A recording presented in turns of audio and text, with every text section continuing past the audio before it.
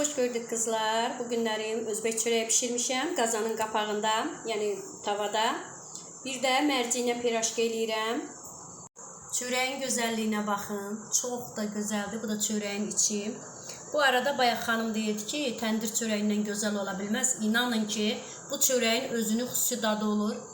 Qazanın qapağında pişirmişəm. İsti-isti yemişəm deyə çöreğin yarısı. Çox qəşəng alınmışdı çörək. Qəşəng yumuşaq. İnanın ki, qazanın qapağında pişən çöreğin dadı çox fərqli olur. Sizə yumuşaqlığını da göstərim. Üzərinə də bu şəkərbura bəzəyəndən naxış vurdum. İndi keçək mərci ilə.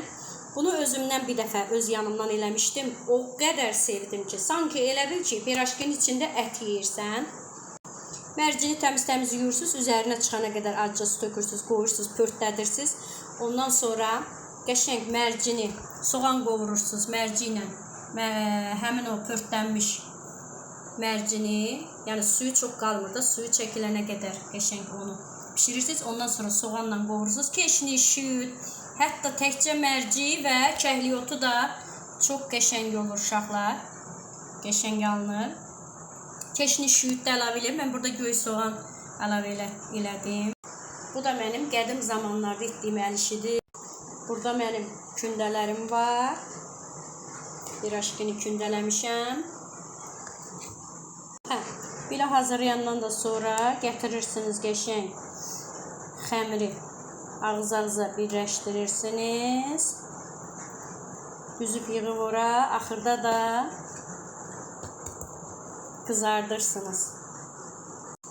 İndi ola bilsin ki pişmişini bu videoda çəkdim, ola bilsin digər videoda sizə göstərdim. Çox qəşəng olur. Mütləq sınayın. Mərci ilə pirajki çox dadlı olur. Hətta bir dəfə pişirsəniz daimi deyəsiniz ki, biz fərqli məkana təşəkkür eləyək. Həqiqətən də çox gözəl olur. Sınamağa dəyər. Pirajkilər pişdi. Canlıda pişirdim deyən çəkə bilmədim. Çox gözəl alınır. Bu arada mütləq pişirin. İnanın ki, mərcinin dadı o qədər gözəldir ki, elə bilirsən ki, sanki ət yeyirsən. Yəni o dərəcədə gözəldir. Pişirin, yeyin. Mənə də sağ ol deyin.